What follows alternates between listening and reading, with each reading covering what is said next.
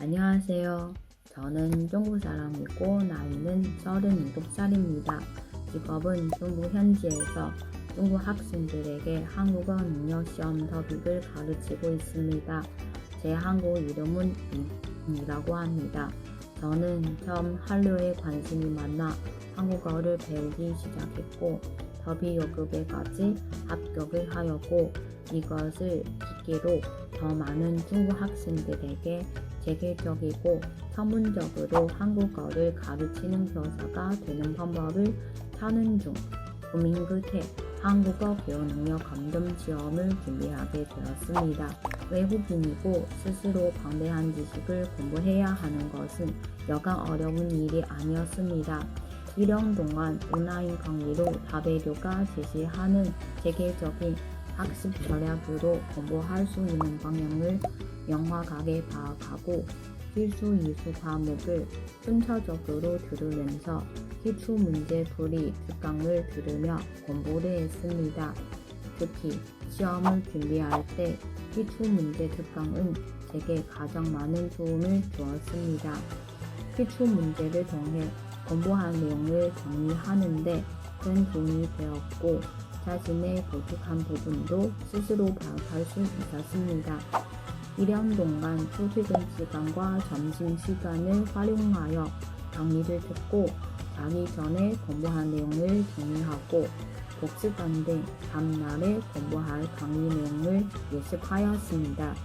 한국어학 분야에서 외워야 하는 내용이 많아 2, 3영역보다 공부한 시간이 좀 길었습니다. 출퇴근 시간을 활용하여 문제풀이 특강을 듣고 밤에는 당일 공부한 내용을 따지면서 자신의 약점을 파악하고 보완하는 시간이 되었습니다. 또 반복적으로 기출문제를 보는 과정에서 절대로 실점하면 안 되는 문제와 실점할 수도 있는 문제를 명확하게 구분지어야 했습니다. 이와 동시에 자신 있는 부분 그리고 자신 없는 부분을 잘 알고 있어야 공부하는 시간을 더 합리적으로 활용할 수 있습니다. 4가지 영역 중에서 비교적으로 한국어학은 가능한 한 높은 점수를 받아야 하는 영역이기 때문에 꼼꼼하게 공부할 필요가 있습니다. 일반 언어학이 응용 언어학 영역에서 언급된 내용이 매우 다양해 먼저 기출 문제를 통해 시험 요점을 파악하는 것이 좋습니다. 그 후 하위 영역별로 맞춤형으로 연습을 많이 하였습니다. 아울러 많은 추상적인 개념을 알고 충분히 이해하기 위해 관련 논문과 책도 읽었습니다. 누가, 언제, 어떤 개념을 제시했는지의 시대적 배경 및 연구 과정에 대해 알고 있으면 공부하는 내용을 재미있게 이해할 수 있습니다. 지식을 순환시켜야 할 뿐만 아니라 포인트도 잘 잡으면서 다른 영역의 내용을 연결해 공부하는 것이 무척 중요하다고 생각합니다. 외국어로서의 한국어 교육 영역은 크게 교육학과 내용 교육, 기능 교육의 3가지 부분으로 나누어 볼 수 있어 반드시 일원에서 실제로 연결해 공부해야 하는 것입니다. 각각의 교수법별 특징을 이해하고 실제 교육 상황에서 이 특징을 구분할 수 있도록 공부하였습니다. 내용 교육은 1교시 과목인 한국어학과 깊은 연관이 있는데 한국어학의 이론을 바탕으로 학습자의 모국어별로 레벨별로 어떤 특성이 있는지 또한 이러한 특성이 어떻게 교육 현장에 반영되어 제조되는지에 대한 문제에 한국어학적 지식을 활용하여 공부해 나갔습니다. 기능 교육은 듣기, 말하기, 읽기, 쓰기, 언어 기능의 의미와 특성을 이해하는 것이 전이되어야 하고 이것을 바탕으로 교수법과 연계해 실제와 결합시키는 학습들을 만들었습니다. 나머지 과정론, 평가론, 교재론 등에 대한 핵심 개념을 깊이 이해하는 방향으로 공부하였습니다. 한국 문화 영역에서 다루는 지식의 범위가 매우 넓고 다양합니다. 중 인문학으로서의 문화의 흐름과 맥락을 이해하면서 공부하였습니다. 핵심 개념을 숙지한 것 외에 한국사와 한국 문화 공부가 시간이 많이 걸렸습니다. 한국사를 잘 알수록 한국 문화와 문화재에 대해 더 재미있게 깊이 이해할 수 있을 뿐만 아니라 현대 문화까지 이해하는데 많은 도움이 되었습니다. 여기에 이와 관련된 사진이나 영상 자료도 많이 봄으로써 한국 문화 특성을 한 단계 더 뚜렷이 파악하게 되었습니다.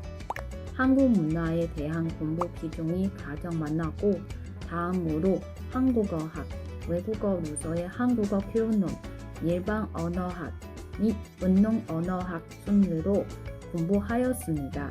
저는 외국인이라 특히 더 힘들었던 것 같습니다. 혼자 스스로 방대한 지식을 공부해야 하는 것은 정말 어려운 일이었습니다. 특히 다른 과목에 비해 범위가 매우 넓고 다양한 한국 문화를 공부하기가 가장 힘들었습니다.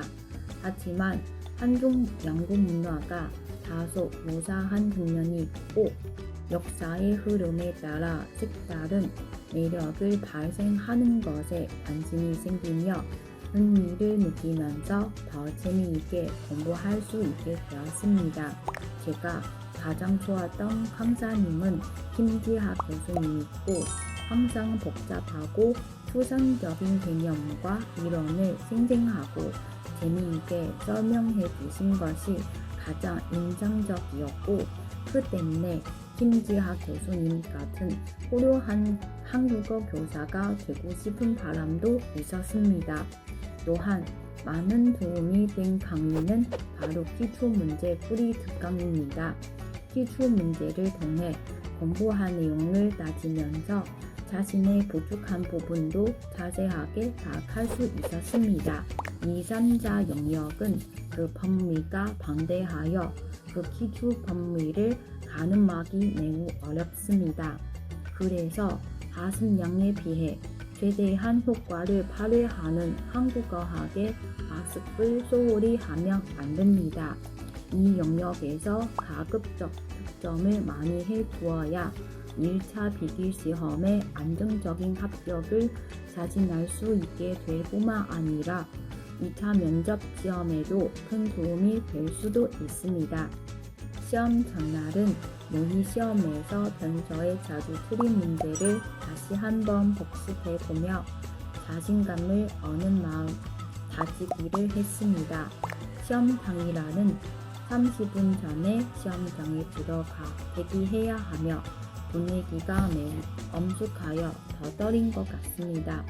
대감 난이도는 필기시험 4가지 영역 중에서 한국 문화가 가장 어려운 영역이었고 나머지 영역의 대감 난이도는 기출 문제와 수준이 비슷하다고 생각합니다. 면접 준비 시 먼저 타베교에서 면접 특강을 반복해서 들었습니다.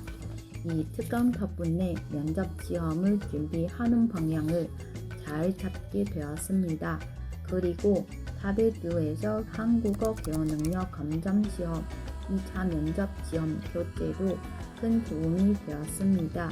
이 교재에는 기출 문제를 바탕으로 제시된 예시 문제들이 다양하게 수록되어 있었기 때문에 문제에 따라 답변의 포인트를 정의할 수 있었습니다. 저만의 방식으로 소화한 후 모의 면접 연습도 많이 하였습니다. 실제로 면접 시험장에는 한 명씩 입실하게 두며 3분의 면접관이 순서대로 질문을 하는데 저의 경우는 대부분 실제 교수 능력에 대한 질문들이었습니다. 첫 번째는 묘사 문법 질문, 두 번째는 교수 현장에서 듣기, 말하기, 쓰기, 언어 능력을 향상시키는 실제 교수 능력에 관한 질문 3개 정도였고 세 번째는 한국어 교사 자질에 관한 질문이었습니다. 비교적으로 저에게 가장 어려웠던 질문은 실제 교수에 관한 것이었습니다. 제가 합격한 이유는 최선을 다해 노력해왔고 자신감 있게 대답한 것이라고 생각합니다.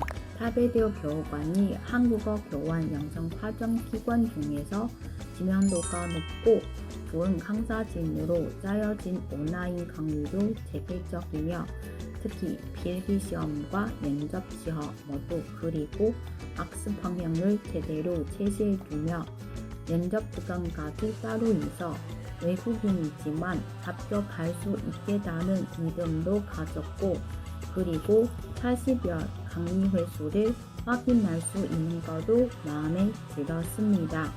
무제한으로 모의고사를 칠 수 있으며 드림 문제는 오답 노트 문제 풀이 방식으로 다시 한 번 더 복습할 수 있다는 시스템도 시험 준비에 매우 유리했습니다.